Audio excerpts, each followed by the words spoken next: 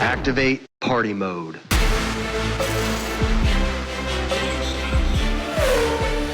A firm, party mode engaged.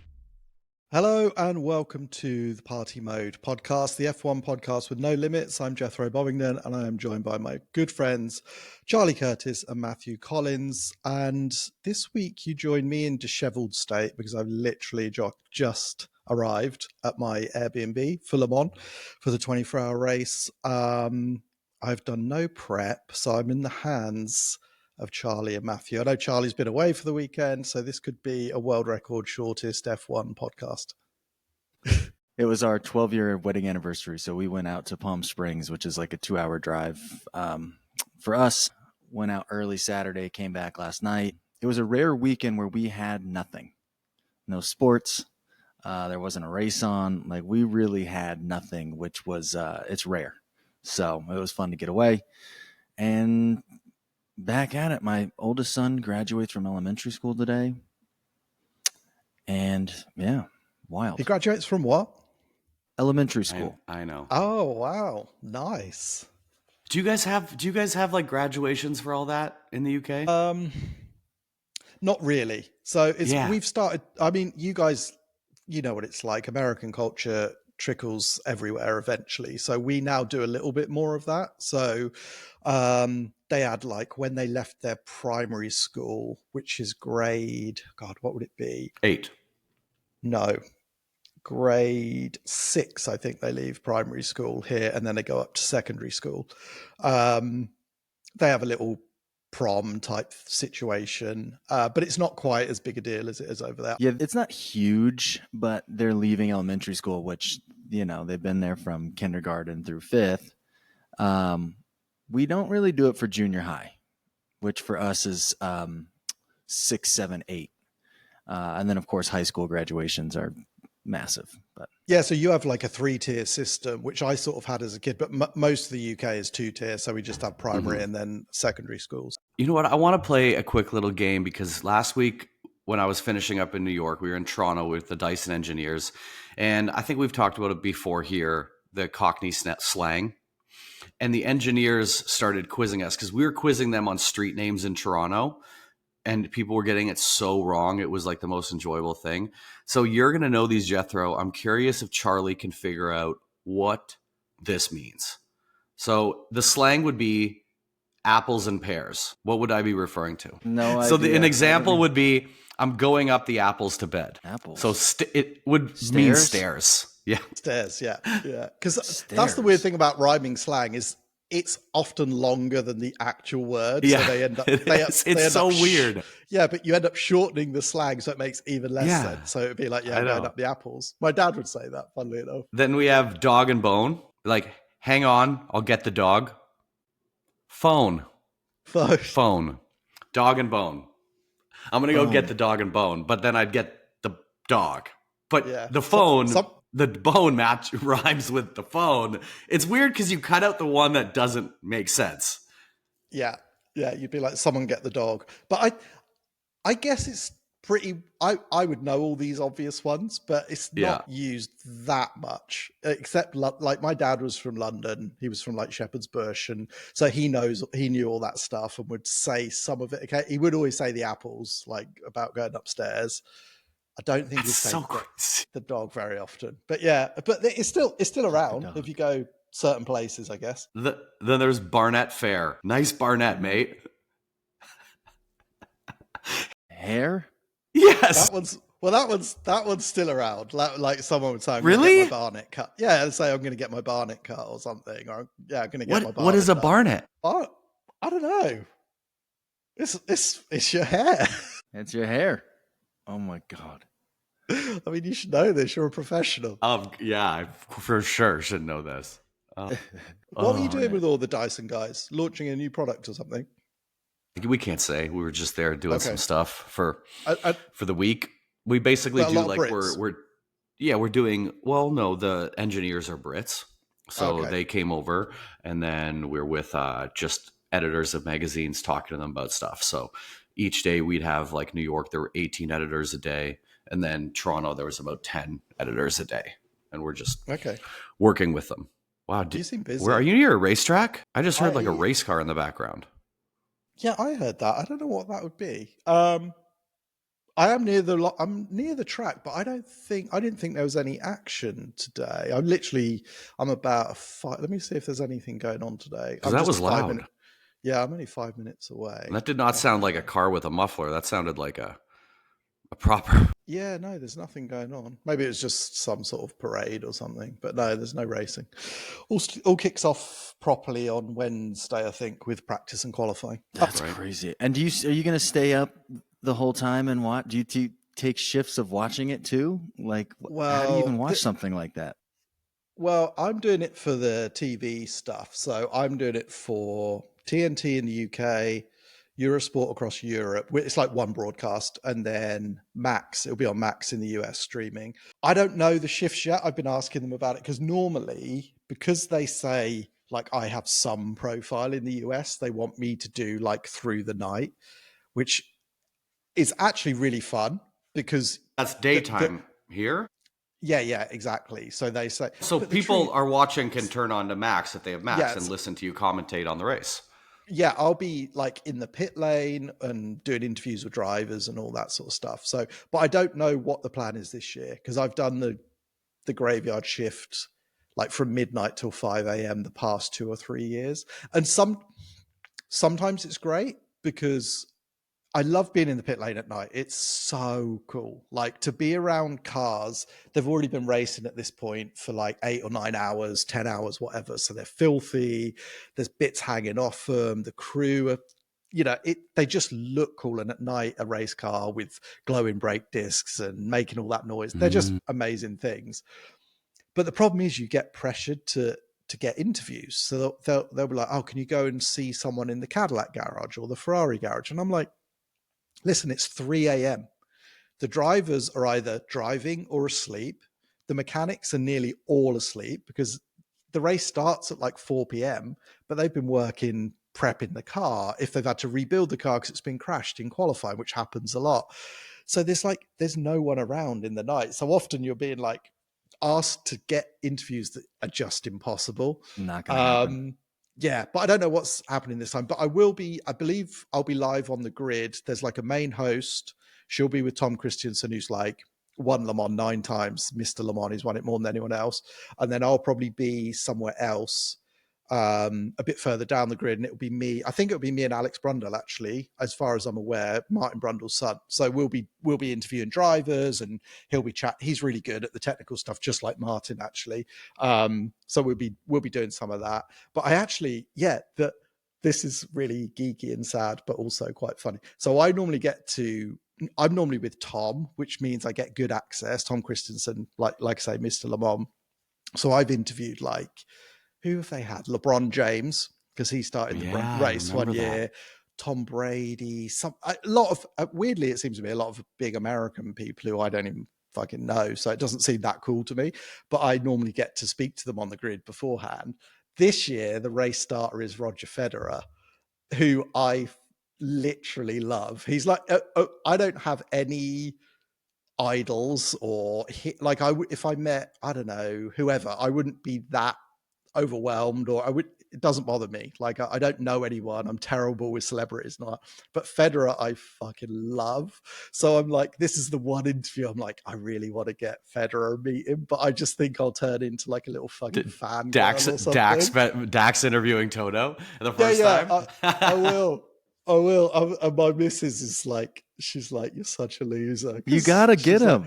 She's like, what are you going to say to him? I'm like, I don't know. I'll probably just like start crying and telling him I love him or something. So yeah, I always say to her, if I had to be gay for a day, it would be with Roger Federer for sure. So I'm excited about this fanboy moment. But let's see what happens. I hope if it happens, guys, and you see it live on TV, just know that I am weeping inside and probably aroused. I can't wait. I hope you fumble. I hope you just freeze. It would be my favorite thing to watch. I might. But I want to be friends What? with him. No I want way. to be like, I want us to be like bros, and like him Mhm. invite me to his place in Switzerland, and have it could be great. I can see it. Yeah, yeah. Roger Federer, fucking hell, what a legend. Yeah, that'd be a cool one. So I'll try and keep it cool. But anyway, should we talk some Yeah. F1? Well, it's now the 2-year anniversary since me and Charlie were in Montreal, and I got Toto Wolff signature tattooed on me, which is still there. 2 years later, here we are. That is crazy. Have you had tats and then had them removed or covered, or is it always just keep This them? arm's been covered up like twice. Okay. So not removed, but like just kind of improved. Like I made some bad decisions and different tattoo styles when I was like 20. So that's it. But Toto is here to stay. I don't think I'm ever going to cover it up. I told him I would cover it up. I said, "Don't worry, this isn't like anything permanent. It's just for a funny joke." And then I'm not going to cover it up. It's pretty awesome. Stayed. Okay, so tell us about Canada on the ground, because it's a really cool race, isn't it? I think it'll be a lot of fun. I hope so. Anyway, It was awesome to be there. When we were there, it was incredible. I'd never been to Montreal at all. And it's on that island right outside of downtown. It's so green. It was actually kind of nice. It rained. Like, it wasn't pouring, but it was like rainy. So it just felt cool. There's water everywhere. It was awesome. The race was good. Getting in and out of the track is a nightmare, but once you're there, it's so cool. I also heard they're doing some switches with I don't know if it's a fact yet, but they're doing some switches with the races, and apparently they want Canada to be the weekend after Miami, which, like, we went this time of year and it was so cold. Like, I can't imagine, like, the chances of it raining the whole weekend, potentially, because in Canada, sometimes it can snow. Like, I don't know, this doesn't make sense, because it literally could snow at a race, which, like, that wets won't matter. Like, what are you going to have, studded steel tires or, like, chains on the tires? Like, that would be insane. that would be quite a cool Canadian thing to have. It would be really great. Studded tires. That would be pretty cool. Yeah, if there was going to be one snow race, it might as well be in Canada. Like, if they're going to have one, let's do it. It'd be wicked. Yeah, I would like that. Frozen Lake race. That could be pretty cool. Yeah, it's one of those races that I always look forward to, because it always serves something up. And there's often weather. There's a lot of crashes generally. It's a sort of semi-street circuit, isn't it, really? Albert Park. And it's just, it's proper. Yeah, it's a lot of fun. And a great city to be in. Like, there's the best food ever. Me and Charlie had, like, the scallop sandwich, like a blended scallop, which if you were told about this sandwich, you'd be like, there's no way I will ever have this. And it was so good. Grilled cheese or something. Scallop grilled cheese or something. Yeah, it was good. And we can never forget Charlie leaving the shower on for hours at a time. He sent me a video this weekend because there's a Dyson in his hotel room. And he's like, you're in a good hotel when there's a Dyson Supersonic in it. And all I could hear in the background was the shower on. And then my immediate thing was like, how long has that shower been on for? He's like, 25 minutes. And we all know a hotel shower is hot within less than a minute. Oh, is this just to get the temperature? This is just to get it right. It's just to kind of get everything ready. Yeah, he needs the steam. The steam. I didn't even get steam. This one was outside. It was an outdoor shower. So there was no steam even. They still got to let it prime. No. But Palm Springs is like 1 trillion degrees anyway, isn't it? Wouldn't a cold shower be more appropriate in Palm Springs? You'd think. Nah, it still feels good. The room was cranked down to about 55 degrees. So the warm shower felt good. Should we start off with track facts? Yeah, let's do it. Give us some preview facts. Track facts. The length of the Canada circuit is 4.3 kilometers. There are 14 turns, and the race distance is 70 laps. Top speed is around 315 kilometers an hour, or 196 miles an hour. The driver spends 76% of the time on full throttle, which sounds crazy. There are 52 gear shifts, whether it's up or down, throughout one lap. The record times, the fastest race lap is still Valtteri Bottas at 1 minute 13 seconds. And the best qualifying is Sebastian Vettel at 1 minute and 10 seconds. It's an island layout. There's also the Wall of Champions, which is a notorious barrier at the final chicane, claims several champions like Damon Hill, Michael Schumacher, and Jenson Button. Historical highlights. The first race here was in 1978, and it's the longest F1 race. In 2011, the Canadian GP lasted for over 4 hours due to torrential rain. So this is something that could happen anytime. The most wins by a driver are Lewis Hamilton and Michael Schumacher with 7 victories each year. And it's a medium downforce weekend, making it thrilling for high-speed straights and tight chicanes. Well, will it be thrilling? That's the big question. What do we think? We're getting up through the season now. McLaren seem to have this pretty big advantage. We've got to have Lando seesawing back on top. Otherwise, I'm becoming fearful of Oscar just slowly, inexorably just pulling away from Lando. Max a little bit disillusioned. Like we need a bit of a shake-up, I think. A bit of weather could be what does it. Yeah, I'd like to see some weather. Like you said, I think every race that Lando doesn't win, he's just slipping further and further mentally out of the race. I'd prefer Oscar to win all of them, to be honest. But for the sake of good competition, I do think Lando needs to have a really, really strong weekend, at least in comparison to Oscar. Yeah, it'll be interesting because Max seems to be on no matter what, it seems like Red Bull's doing really great, other than the hard tire, only having one hard tire. They've been doing really good strategy to get him up there, even though they don't have the car. So it's kind of weird. If you have 2 McLarens in the front, it seems like whoever gets in the front is just going to win the race. The second person's just going to make sure they keep Max away. Because if they start fighting, Max gets his opportunity.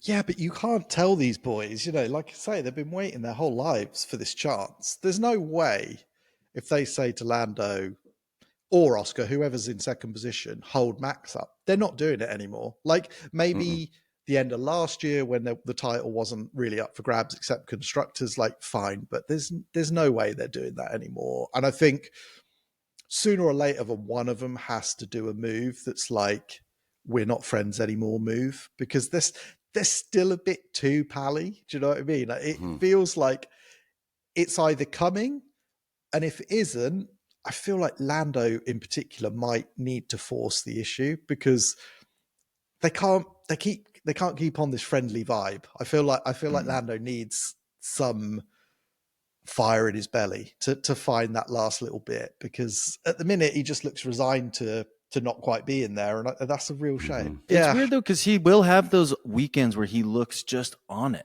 It's just it's every third or fourth race instead of every race, and it's like those weekends he looks unstoppable, especially this year, like unstoppable.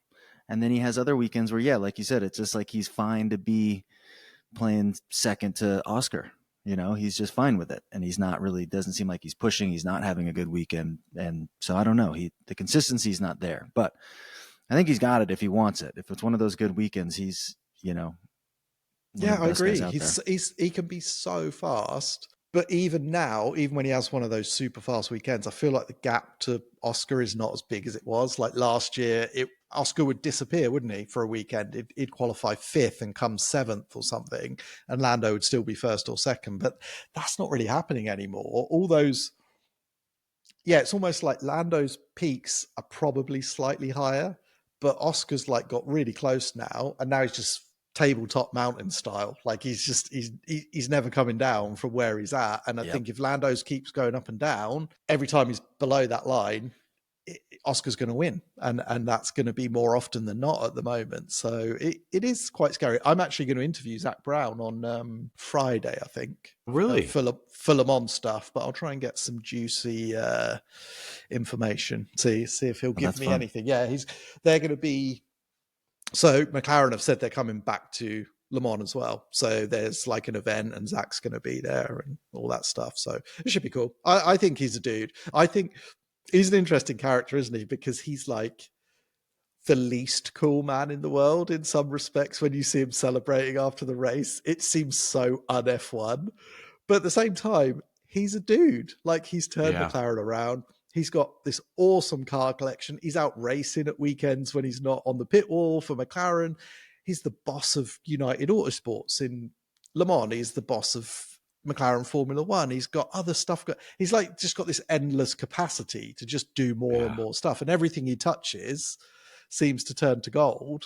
And there's all that great story about him going on Jeopardy, isn't there, and winning a load of money. And then that allowed him to go karting, and that got him into motorsport. And it's just like, it's an awesome story. So yeah, when I see him like doing the full American, whoa, like high-fiving everyone, I'm like, oh man, this doesn't feel right for F1. But at the same time, I'm like, you can't argue with the dude. He's a legend. Yeah, I agree. He does look like he's having a great time, though. He doesn't take it too seriously. Like, he clearly cares, and he does seem like he is enjoying himself whenever you see him on camera or when he's interviewed. Mm-hmm. Yeah, and he's just 100%. Yeah, he's just so smart in that McLaren's taken a while to turn around, but he's never panicked, and he's never been like, yeah, we're on our way. He's just like, we're just making steady progress, and now they've sort of reached it, and they're not blowing it. They've learned how to win, and I just think it's super cool. And when you look at the disarray that Ferrari are in, how Aston Martin are still just struggling like crazy with all the money, all the resources, everything they've got. Maybe it will come good next year, but McLaren's just chipped away at it, and now it's like virtuous circle, isn't it? Once you get ahead, as long as you keep your head, keep cool, and you're just chipping away at something that's already really good, everyone else is striving just to get to your level. It just feels like you can pull away further and further, which is what Red Bull have done in recent times. So no, it's really cool. I'm excited to talk to him because he's done a good job. Well, now that you mentioned Red Bull, we have Max potentially getting a race ban after this weekend. But yeah, if he gets 1 point, he just needs one more.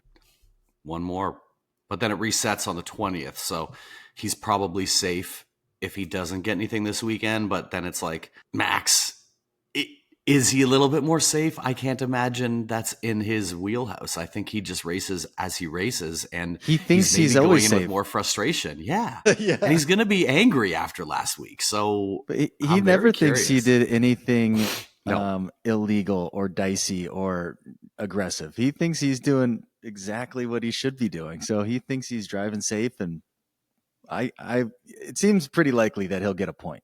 To me, I mean, when you think he's effectively written off the championship, hasn't he? As far as he said, I'm not in it. He's saying that, yeah.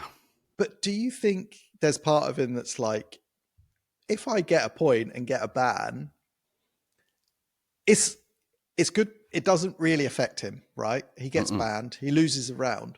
For the championship, it's huge because regardless of the fact that Max isn't leading, every race, to me, focuses around Max. Everything that happens is basically Max is at the center of everything, and everything else just sort of dissipates out. He is the main show. He's the main event now. And I think whether you love him or hate him, and I think we've got to the point where we're loving him more and more in this situation. Yeah. If he wasn't at the next round, it would be less interesting to tune in. I'd be less bothered about missing quali because I know McLaren are going to get it, and I'd be less worried about the start of the race because Yuki's going to be in 17th or something, and whoever fills in for Max is going to be in 18th or 19th. So it's like, oh my God. They would be the last. Yeah. They would be the last two cars on the grid. It'd be crazy to watch. What's the race after Canada? What's after Canada? Well, I don't know. We should know that, shouldn't we? Yeah, he might just be like, yeah, you know what? I'm surprised. I'll have a little bad. I'm surprised he didn't time it so he could do the 24-hour Le Mans, get an extra point last race, and get a suspension. Just gets to go and race. Okay, well, it's his home race after Canada. It's Austria. So it's the Red Bull. Well, it's the Red Bull Ring. So it's their home race. So I doubt he would, but he might. There'd be riots if they kicked him out of that race. Yeah, can you imagine? Can you imagine? But then all those people going to see him, like, that's why they bought tickets. Most of the people there is to go see Max, and then he can't race. He can't race. And it turns out he's at the Nürburgring 24-hour instead as Franz Hermann, which he could do. That would be pretty and like, cool. would he even care and go to that race and like show himself, or would he just be like, no, I'm sim racing all weekend, like I'm not going? Yeah, he's no way he'd show. I don't think so. No, I think I don't think so. he would. It'd end up popping up at Nürburgring or sim racing or something, and he'd be like, "My life goes on. It's F1 that stops when I leave." You know? Yeah. And Grab a tissue box. It's half true. It's half true. So, yeah, it should be good. Okay, so should we get on to predictions for this race? Who goes first? Jethro, Charlie, go Let's for it. Let's remember them this time. I'm going to write them down. Oh, yeah, let's write them down. That sounds like a plan. Okay, so I'll go first. I think let's pretend it's going to rain. It has to be Oscar, doesn't it? But if it rains, let's go for someone random. Let's go Leclerc, just for fun. I know it's not going to happen, for the win. And then P10. Annoyingly, P10, it's always the same suspects, isn't it? It feels like that midfield is really jumbled up, but it always comes down to like 2 or 3 people. Always. I'm going to go Gasly, P10. Okay. Good one. Probably be Yuki again, but I'm gonna go Lewis for the win. I think it's gonna rain. Honestly, that's so I feel loyal. like that's a You're so loyal. I think it's agree gonna with that. rain and everyone's gonna freak out. He's gonna pull it off. He's got it. It's not calling This is for the rain one. right now. Let's just put it out there. It's calling for nice weather.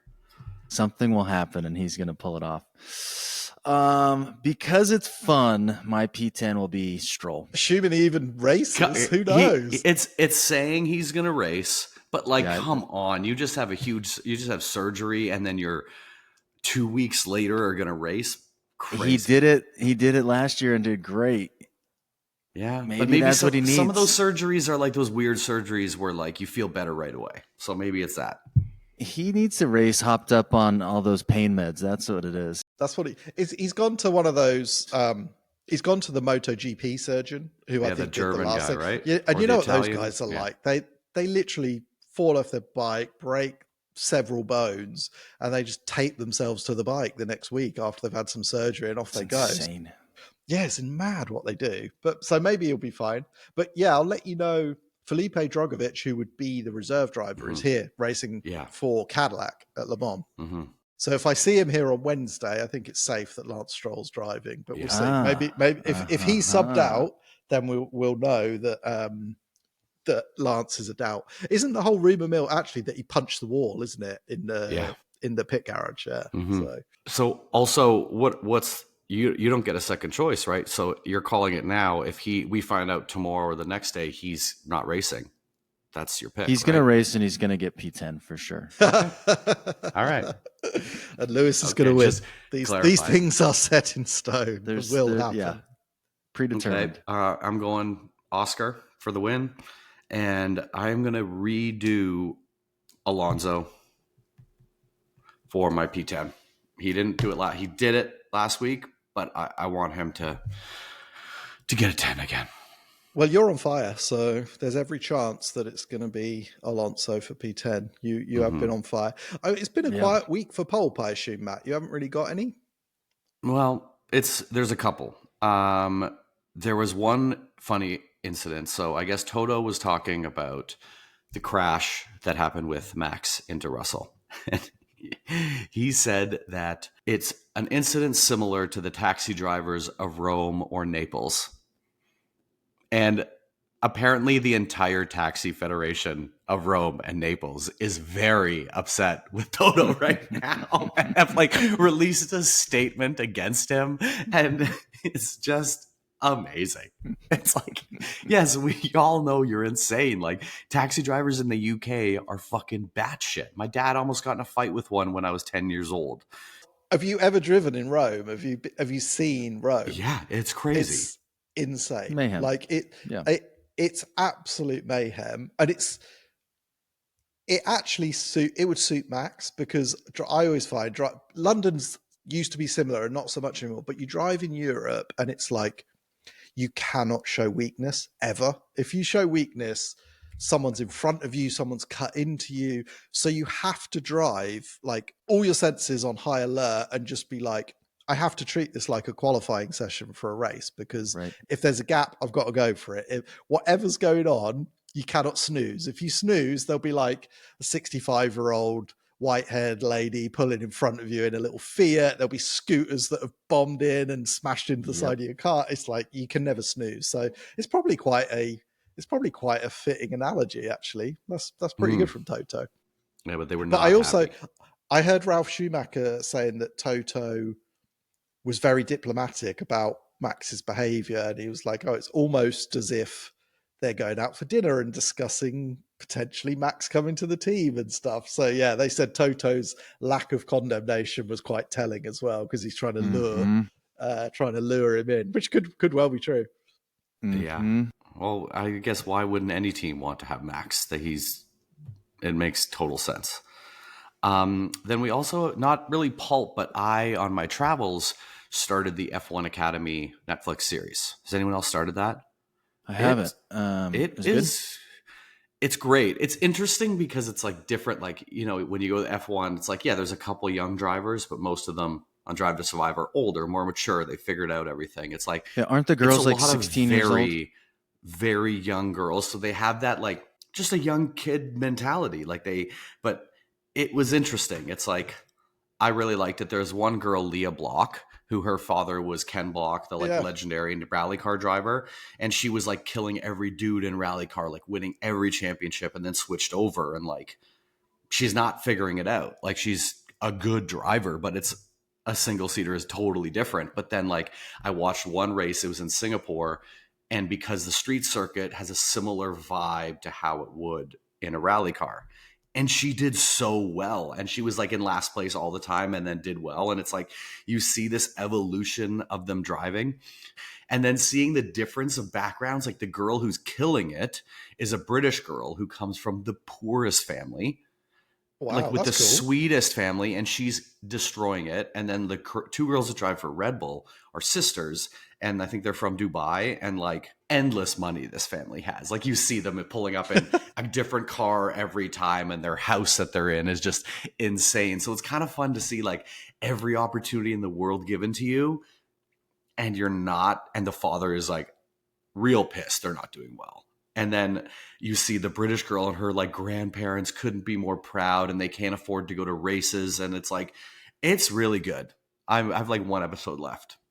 Yeah, I'll have to tune in. it. That's so great. I think any way that, be it females, males, whoever, who can get some help in motorsport and not just be from an incredibly wealthy background is positive. Because the truth is, it costs so much money to do this. It costs so much money even to do karting or whatever. So any initiatives that can get a wider opportunity has got to be good for the sport. So yeah, I'll check that out. It'll be cool to see.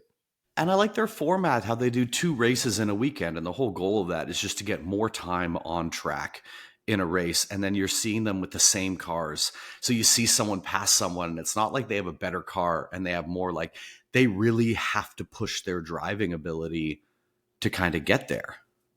And it's really fun. And there's one girl who was injured a while ago, like in her previous series, and now it's like messing with her mind.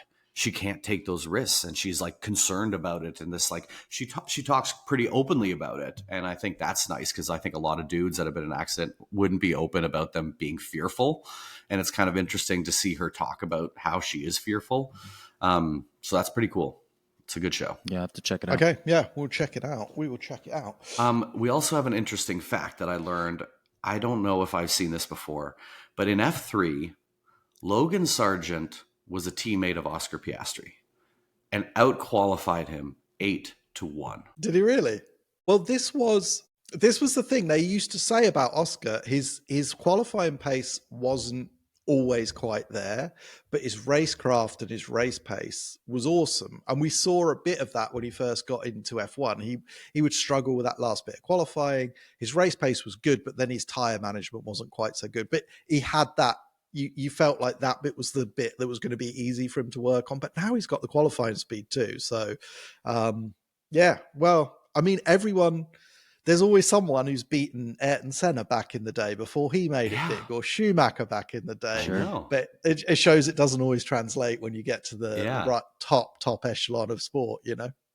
But then when I saw that, it made me think back to F1 Academy, where it's like the girl is getting fourth place every time. It's like, yeah, but like this girl, Leah Block, like she was that driver and figuring out the car as she goes. Like maybe she, even though she's not placing in the top third, maybe she's the one that once she figures it out and it clicks, just like Rally Car did, she can then skyrocket. It was kind of cool to see that.